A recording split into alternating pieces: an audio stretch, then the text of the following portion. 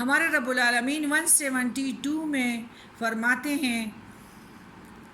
اور 170 ہمارا ہے 3 کا کچھ حصہ، یا ایھا الذین آمنوا کلوا من طیبات ما رزقناکم واشکروا للہ ان کنتم ایاہ تعبدون، انما حرم علیکم المیتۃ والدم ولحم الخنزیر وما اہل بہ لغیر اللہ۔ اے ایمان والو، کھاؤ ان پاکیزہ میں سے جو ہم نے تمہیں دیے ہیں اور اللہ کا شکر ادا کرو۔ اگر تم اس کے بندے ہو اور اس نے تم پر حرام کیا ہے مردہ جانور اور لہو اور سور کا گوشت، اور جس پر اللہ کے سوا کسی اور کا نام نہ لیا جائے۔ اچھا، اس ویڈیو کو میں نے آف کیا تھا، پہلے والے کو آپ کا نظر نہیں تھا، اس ویڈیو کو طویل نہ ہو جائے، ہاں کیا تھا۔ اے ایمان والو، کھاؤ ان پاکیزہ میں سے جو ہم نے تمہیں دیے ہیں اور اللہ کا شکر ادا کرو۔ اگر تم اس کے بندے ہو، اس نے تم پر حرام کیا ہے مردہ جانور اور لہو اور سور کا گوشت، اور جس پر اللہ کے سوا کسی کا نام لیا جائے۔ اس آیات میں ہمارے رب العالمین دوبارہ اپنی نعمتیں یاد دلائی ہیں اور فرمایا کہ ہم نے بے شمار پاکیزہ چیزیں پیدا کی ہیں، انسان کو چاہیے کہ انہیں کھائے اور اپنی طرف سے ان پر کوئی پابندی نہ لگائے۔ اللہ کی صحیح بندگی کا تقاضا تو یہی ہے کہ انسان اس کی نعمتوں سے لطف اندوز ہو، اس کا شکر ادا کرے اور کسی دوسری ہستی کو اس کا شریک نہ ٹھہرائے۔ اس کے بعد چند حرام اشیاء کا بھی ذکر کیا گیا ہے۔ المیتۃ، مردہ جانور، ایسا جانور جو خود مر جائے یا ہلاک کیا گیا ہو لیکن اس کی شریعت کے مطابق ذبح نہ کیا گیا ہو۔ اسی طرح اگر زندہ جانور کے جسم سے گوشت کا ٹکڑا کاٹ لیا جائے تو وہ بھی مردار میں ہی شمار ہوگا۔ وہ جانور ایسے ہیں جو حدیث کی روح سے ذبح کرنے کے بغیر بھی جائز ہیں، ایک مچھلی اور دوسری ٹڈی۔ مردار کے علاوہ حرام اشیاء میں خون ہے، سور کا گوشت ہے، وہ جانور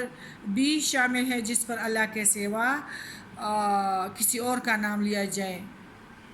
لحم الخنزیر، سور کا گوشت۔ قرآن مجید میں سور کی حرمت کا ذکر واضح الفاظوں میں موجود ہے، اور سور سب سے زیادہ بے غیرت جانور ہے، اور اس کا گوشت جو ہے معتد اخلاقی اور جسمانی مضر اثرات بھی ضرور رکھتا ہے۔ سور گوشت کھانے والی اقوام میں اس کا زندہ ثبوت موجود ہے۔ ما اہل بہ لغیر اللہ ہے، اور جس پر اللہ کے سوا اور کا نام لیا جائے، یعنی کسی اور کے نام پہ ذبح کیا جائے۔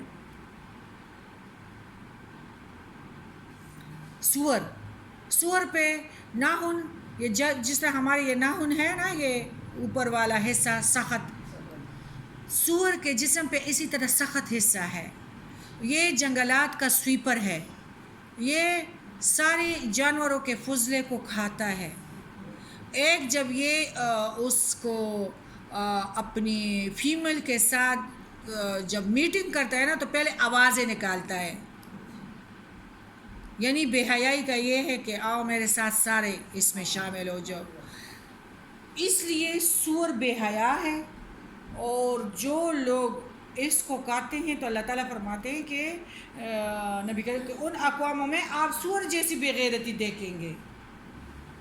اور آج کل ہمارے لڑکے اور لڑکیاں ان بے غیرتوں کی نقل کرتے ہیں، اپنے آپ کو ماڈرن سمجھتے ہیں، اور ایک سور سے پسینہ نہیں نکلتا، کتنی گندی چیز ہے، ہاں وہی بھی اس میں جذب ہوتا ہے۔ اور یہ تو کہتے ہیں اس کا نام لینے سے زبان پلیت ہو جاتی ہے۔ نہیں یہ جھوٹ ہے، لیکن یہ نہ اس طرح کی کوئی بات نہیں ہے۔ ایک یہ بات ہے کہ اللہ تعالیٰ نے ہمیں مسلمان پیدا کیا، نبی کریم صلی اللہ علیہ وسلم جب جی نبی کریم صلی اللہ علیہ وسلم جنگل سے گزرے جا رہے تھے نا، تو ابھی میری بات چل رہی تھی لڑکیوں کے ساتھ نا، وہ کہتے ہیں آنٹی آپ الہدا کی ہیں تو آپ ہمیں بتائے، تو میں ان کو بتاتی ہوں کہ میڈم فراتاشوی نگہداشوی کو ضرور سن لیا کرے، کیونکہ ان لوگوں کے پاس اس طرح زبردست چیزیں ہیں کہ ہم لوگوں کو زندگی کے قریب لے آتے ہیں اور ہمیں جینا سکھا دیتے ہیں اور ہمیں آسانیوں کی طرف لے آتے ہیں۔ اسلام میں وہ کچھ ہے کہ سب کچھ کرو لیکن پردے کے اندر، جہازیں بھی اڑاؤ، ڈاکٹری بھی کرو، گاڑیاں بھی چلاؤ، پردے کے اندر باقی سور کی بات آ گئی تو اخلاقی یعنی بے حیا عورتیں آپس میں بے حیائی کی باتیں نہیں کر سکتی، ہر بات عورت کو بتائے، یہ بھی سور والا کام ہے۔ عورتوں کا بھی آپس میں ایک دوسرے سے پردہ ہے اور زبان کا بھی پردہ ہے کہ ہر بات انسان نہ کرے۔ اچھا اس میں تو یہ پسینہ بھی جب نبی کریم صلی اللہ علیہ وسلم جنگل سے گزر رہے تھے تو وہ تو کل کائنات کے تھے، وہ تو ساری چیزیں پسند کرتے تھے، سارے خوش ہو گئے کہ نبی کریم صلی اللہ علیہ وسلم کا قافلہ گزر رہے، تو سارے بکریاں، شیر، سارے چیزیں آ رہے تھے پیارے نبی کے پاس کہ ہماری طرف ذرا دیکھیں، ہاں ایک جلسہ تھا۔ اس طرح سوروں کا ٹولہ آ گیا تو نبی کریم صلی اللہ علیہ وسلم نے اپنا چہرہ موڑ لیا، لیکن ان لوگوں نے یہ کیا اللہ کہ ہمیں ذرا سور نہ بناتے